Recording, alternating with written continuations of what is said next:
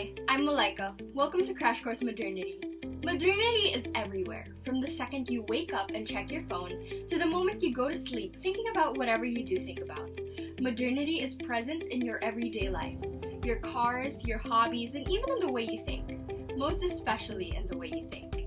In this series, we'll be discussing whatever we can about modernity, from how we live and experience it, to modernity emerging, expanding, and intensifying, to parallel modernities and its inclusive social transformation. We're going to look into all the nooks and crannies of modernity and understand how it might be controlling us, even without our knowledge. I'm Malaika, and Aldous, AJ, Shax, Tamara, and I will be your hosts for this episode.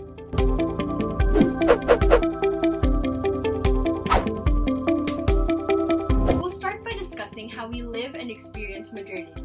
And yes, you're doing it right now. Sad to say, we live and experience modernity through the concepts of Western and non-Western representations of reality, misrepresentations of reality. And this happens because we live in a world filled with single stories.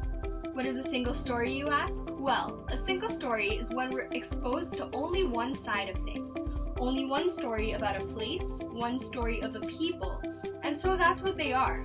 Or at least, in your minds, that's what they are. For example, do you remember that mean professor in that wizard movie who made a boy's life a living hell and worked for the bad guy without a nose? Well, you bet, the boy just saw him as a bad guy and not as a friend, in love with his mother and trying to protect him. Now this happens all the time. There are so many examples of single stories. As Chimamanda said, show a people as one thing, as only one thing, over and over again, and that's what they become. Now, single stories are okay and all. After all, you can't really blame the boy for avoiding this professor who seems to have it out for him. But single stories are an issue of power. It is those in power who dictate what stories are told, when they're told, and how many times they're told. Aside from telling the story, those in power can make a single story the reality that defines a people, a place, a country, etc. After all, history is written by the victors. The only way to remedy this phenomenon of single stories, the only way to combat the defining stories told by those in power is by still telling stories. Many stories, different sides of stories, and I do believe that the world knows this. After all, why else would we watch movies about Maleficent, Cruella, and Joker? Gaining a sociological perspective towards modernity entails understanding modernity as a social-cultural product in specific social-historical contexts. In Charles Wright Mill's The Promise, Mill cites that society deals with a problem.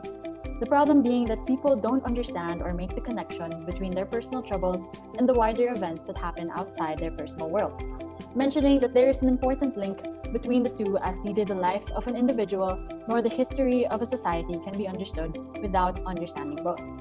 What people need in order to make this connection, Mill states, is three things, namely information or awareness, the skill of reason, and the quality of mind, which means using information wisely and developing people's way of seeing the world, thus allowing them to make informed decisions and assessments about society. Mill states then that the first task and lesson is to be aware of your social world and context. It entails taking on an objective view of the events happening around you and understanding how they influence behaviors, attitudes, and cultures. By doing so, you yourself will be able to understand your own experiences and gauge your own fate. This all links to a concept Mills named sociological imagination. He quotes that the sociological imagination enables its possessor to understand the larger historical scene in terms of its meaning for the inner life and the external career of a variety of individuals.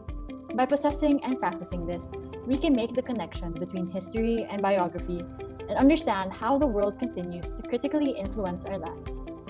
Furthermore, it involves the capacity to shift perspective to understand both the impersonal and the intimate. It also leads us to question, how do we distinguish the two? Mills calls this distinction the personal troubles of milieu versus the public issues of social structure. Take, for example, unemployment. The social issue is that 100,000 people are jobless. On the other hand, the personal trouble for this issue can be that one unemployed individual is having trouble providing for his or her family. Mill states that the public issues such as unemployment, divorce, or war cannot be fixed with personal solutions. as these issues are caused by social structures or causes bigger than oneself. However, personal troubles can be solved by tackling the larger social issue and structure. In Bruce Knopf's Critically Modern, he emphasized the importance of the critical understanding of being or becoming modern and how a historical perspective is crucial in its upbringing and the problems it brought, such as social-cultural change. He discussed how in the European regions, modernity was seen as a personal or communal progress which they based on the new ways of living. This then refers to the impact of industrial capitalism, which became evident in the late 18th and 19th centuries. These shifts provided great progress in our lives, such as the increase in mass production and inspiration of innovation. However, the problem discussed was the emergence of capitalist exploitation of non-Western areas. Westerners saw themselves as the more developed race and burdened themselves with a civilizing mission, leading to the Western intrusion and exploitation of non-Western people. In addition to the desire for progress, the political aspect of modernity urged new forms of government in the 19th and 20th centuries, replacing monarchies and colonial regimes. These political changes were created with the hope of creating better and more just societies. However, new forms of social classification and power were produced. These new types of power and knowledge were used to discipline or punish individuals for the sake of improving society and ultimately making persons more controllable by the state. In the 19th and early 20th century, classical social theorists such as Marx and Weber were fearful of the problems that modern society brought. They saw modern Western society as an engine of economic injustice, oppression, and monetary dehumanization. Simultaneously though, these views granted modern society to have powerful potentials for organization, technological advancements, and moral improvement. The insights from these theorists still provide us with an important perspective for understanding more recent developments in society. All these perspectives and events that occurred contributed in how we understand and study modernity in our society today. Looking into how these philosophers and theorists, we should now have a better grasp of how modernity came to be, the positive effects that it brought, and as well as the negative effects.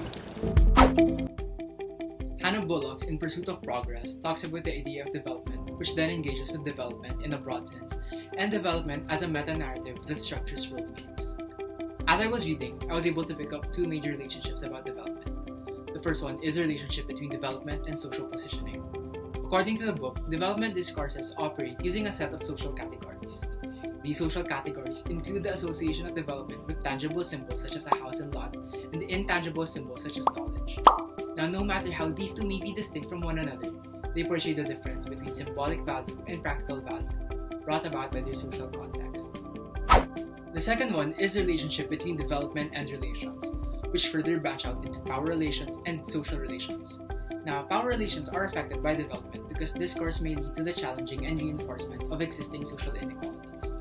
An example of this would be the presence of feminism in our society. Due to the rise of feminism, many issues that revolve around gender inequality are now given attention, questioned, and slowly being mitigated. However, there are also others who resort to the use of depoliticized development rhetoric in order to fool the vulnerable, such as Bon Appetit magazine, who lately has been publishing content inspired by diverse or lesser-known cultures on their social media pages, where they were faced with an issue last year regarding their unfair treatment towards their BIPOC employees. On the other hand, development affects social relations because of the absolute and relative nature of things. Bullock tells us that people base their view of themselves not just on numbers or facts, but on how people think they're seen by society. Similarly, it was mentioned in the reading that if you're viewed as someone who's deemed to be developed, then you're expected to help those who are less developed. However, this fails to consider how the developed people perceive this type of situation. For those who have progressed in life, believe that it's not right to ask for help from those who have more in life, because they believe that things are earned and not given. Friedman questions the meaning of the word modern and what it implies. What qualities do societies have to develop in order to be considered as a modern society? Before answering this question, Friedman first discussed the different conceptions of modernity. Most of the time, modernity is defined as a contemporary. It's basically saying that what's happening at the present is what's considered to be modern. Modernity can also be related to the traditions of the leading sectors of the world, which are the United States, countries from Western Europe, and the other first world countries. And there is also this conception of modernity that revolves around modern products. For example, the sectors of the world that produce high-class products are considered to be modern. Brands like Gucci, Balenciaga, Louis Vuitton, and etc. Putting aside these conceptions of modernity, Friedman also introduced his own, which perceives it as a cultural space where societies take part in the discourse on what they believe is modern about their traditions. Here, he emphasizes that modernity can be expressed in various ways in different societies, allowing them to be differently modern. This means that countries don't necessarily have to meet a certain standard in order to be considered as a modern society. After reading this part of Friedman's book, I realized that he has a point. For some countries, a democratic government works well, and in other countries, a totalitarian government is what seems to be effective. Yes, they are different, but it doesn't mean that one is more modern than the other. Like China and the United States, for example, both countries are leading when it comes to the economy and technology, but their traditions are almost complete opposites. So to summarize, modernity is seen in the progression of different societies with diverse traditions and cultures. In other words, Friedman is trying to tell us that modernity is not just a single story. Traditions may be poles apart, but they are still equally modern. So, with everything that we've discussed, I would like to invite Aldous and AJ to talk about how the module has impacted our perceptions on modernity. Aldous, AJ? Thanks, chaps. So, Bruce Knopf mainly talked about how modernity evolves throughout history and its impact of how we critically understand the subject. Now, knowing our history, we can come up with better and more efficient ways for present and future modernization that call for minimal sacrifices and problems. Yeah, I really agree to that. And I want to add pa nga that many traditions have evolved throughout history, and it's noticeable how the Western traditions are perceived to be superior. But from this module, we learn that Western traditions don't constitute modernity. Other traditions may as well be modern. Friedman argued that modernity is a discourse where we can explore the different ways other traditions progress, which I see as an inclusive conception of modernity. So maybe stereotyping and othering is a product of modernity, don't you think? It may be because of a single story that is less told, or maybe because of the globalization and the perceived superiority of those races who are more modern. Well, listening to what you just said, I think it's safe to say that each of us has our own idea and perception of what modernity is, which is why there is an interplay of modernity, an interplay of the impersonal and the intimate present in our everyday lives. So, Chax and Aldous, what are your main takeaways? Well, for me, I realize that we fall into modernity without ever realizing it. We're subject to a world of modernity and all the consequences that come with it. There's a sense of helplessness, for there are many things that we have no control over. This is how modernity brings both good and evil, thus explaining how modernity is a fact of life. Well, I think for me, what I learned is how to be aware of the relationship between existence and the wider society. Understanding the connection between the personal and the social. Now looking back at the past, analyzing the impact of previous generations to the development that we have today, we should notice how the ideas of previous scientists, philosophers, and leaders paved the way for us and our ideas of modernity. Ideas built on each other, which I believe is a great way of learning from the past and being able to create something better for the future. So, what stuck to me the most was modernity is a subjective concept in the sense that each of us has our own perception and definition of developed and modern. Modernity and development are then relative since there may be an absolute definition, but perhaps one's relative perception holds more weight in the greater scheme of things. More particularly though, modernity is a subjective concept because it branches out into different cultures. Modernity is not a concept that only revolves around Western societies altogether. Modernity is observed in different cultures unique to its own, just as much as Western societies. Modernity is merely a conversation about the progression of different societies that have different cultures, beliefs, and traditions. Modernity then is historical, evolving, subjective, diverse, and a fact of life. Thank you for joining us on this episode of Crash Course Modernity.